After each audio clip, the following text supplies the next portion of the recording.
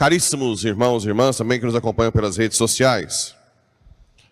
Na carta de São João, hoje ele está sendo mais uma vez firme, dizendo: quem diz eu conheço a Deus, mas não guarda os seus mandamentos, é mentiroso. Interessante, São Francisco de Sales, doutor da igreja, ele escreveu o clássico dele, Filoteia, Filos, amizade, Theos, de Deus, a alma que é amiga de Deus. No prefácio assim, ele diz que ele foi criticado de um bispo escrever algo de devoção. Como fazer um caminho devocional. Porque naquela época ainda se tinha muito que só os de mosteiro, só os religiosos que escreviam sobre algo devocional. E ele escreve, justamente, lá ele fala que ele quis criar um caminho devocional para quem não era religioso, para os leigos. E é interessante, o trem se repete há tantos anos, foi 1500 e pouco. Ele fala assim: quantas e quantas estão amarrados no seu terço, mas com um monte de mágoa no coração, disseminando veneno para todo lado. Quantas e quantas se fazem suas novenas, uma atrás da outra, mas são como cobras venenosas. Aí eu falo, gente, o que ele quis dizer? É que a pessoa se agarra a uma devoção, mas não se converte. Quantas estão com os terços no braço, até naquela época, né? Quando você vê gente com muita coisa por fora, terço no braço, cruz no peito, camisa da igreja, né? Você pode saber que, não estou criticando quem usa, usem à vontade, fiquem tranquilos, apesar de que eu sou um pouco contra, às vezes eu sou muito criticado. Se você trabalha numa loja geral, eu não acho que seja muito bom que você use um crucifixo de fora. Ah, mas o senhor está negando. Não é, criatura. Você impede que outras pessoas de outra religião se aproximem de você e você tenha uma boa amizade, né? Então, para que você vai? Põe por dentro, não é que você vai negar o crucifixo. Minha opinião, tem gente que bate a cabeça, vai. Mas você tem que aprender a ter amizade. O ecumenismo, que é muito criticado por alguns, na verdade ele é maravilhoso. O ecumenismo católico, ele é inclusivista. É você atrair pessoas de outras religiões e mostrar a verdade. Não é você se render e fazer cirandinha, como muitos pensam, né? Vamos dar as mãozinhas e aqui agora todos vamos brincar de cirandinha, igual nós fazemos com os padres. Eu como o padre Moreira e o padre Tarcísio, a gente pode fazer cirandinha, porque é a mesma religião. Mas com o ecumenismo, não. O ecumenismo é você chamar para um diálogo. O que é verdade em mim, é verdade em você. Claro que a pessoa que está em diálogo tem que ser humilde. Porque nós temos a plenitude da verdade na Igreja Católica. Inevitavelmente ela tem que caminhar para a Igreja Católica, né? Inevitavelmente. E se você tem muitos sinais exteriores, ninguém se aproxima. Eu já contei aqui uma vez, quando eu estava como médico ainda, tinha uma funcionária evangélica, que quando eu estava saindo, ela já estava quase virando católica. Já ia escondido na igreja católica, né? Já rezava o terço. E um dia ela levou o filho dela lá em casa. Eu tinha um oratório em cima. E esse menino subiu. Quando eu vejo, ele quase pulou as escadas, voltando, correndo de medo do oratório, né? Aí eu peguei e falei, calma, meu filho, vamos lá. Vamos tirar esse medo. Quando eu fui embora, eu tive que dar um escapulário para ele. Chorou como uma criança.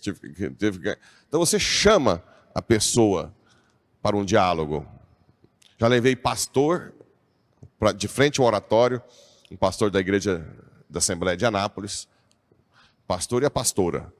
Sentei os dois e falei, agora pergunta tudo.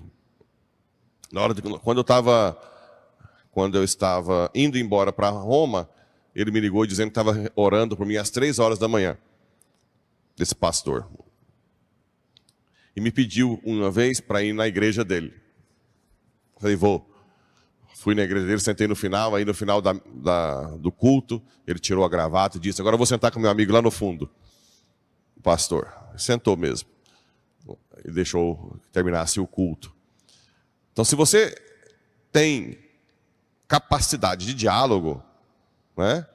Um outro pastor tinha não sei, um jornalzinho, desses jornais que tem dentro da cidade, em Goianésia. E uma vez a gente entrou no diálogo, eu explicando sobre a fé católica, e ele disse: nossa, mas ninguém explica isso, você poderia publicar no jornalzinho meu, ele querendo que publicasse a defesa da fé católica no jornal dele, sendo que ele é pastor, né? Então, esse ecumenismo, existe. É claro que tem um monte de gente que interpreta errado, acha que ecumenismo é cirandinha, não é. Você acha que eu vou viver o celibato achando que a minha religião é mais uma? Não, assim como o pastor não acha. Então nós vamos descobrir, agora, dizia Aristóteles, antes de Cristo, o princípio de não contradição. Qual é? Que uma coisa não pode ser e não ser sob o mesmo aspecto ao mesmo tempo. Princípio de não contradição. Ou seja, a verdade ela não pode ser de um de outro ao mesmo tempo, sob o mesmo aspecto.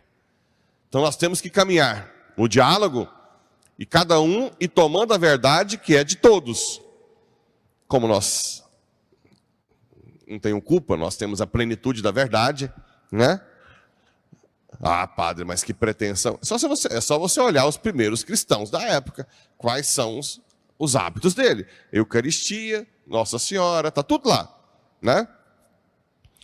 Bem, então, se você tem uma vida devocional, você tem que realmente se converter. Para se converter, você tem que querer e ter uma intimidade com Deus.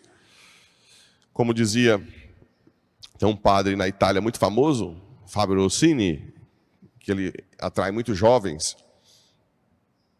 E ele faz uma reflexão sobre o espírito ser uma pombinha branca e o fogo. Pomba, porque ele é bem sutil. Só entra no seu coração se você chamar e quiser.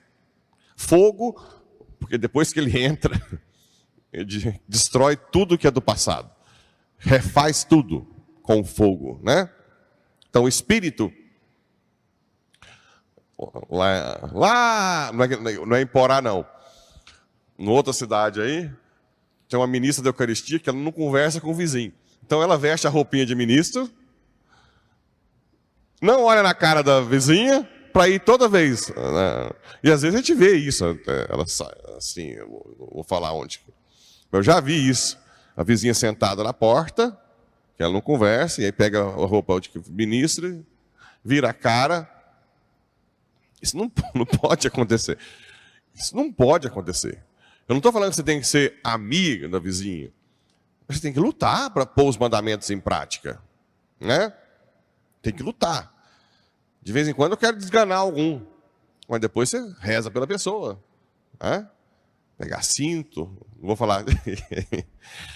Bem, mas pedir a graça de conversão, não só ter uma vida devocional sem conversão. É isso que São João, que na verdade, por trás de tudo, está o sinal de que você não tem intimidade com Cristo.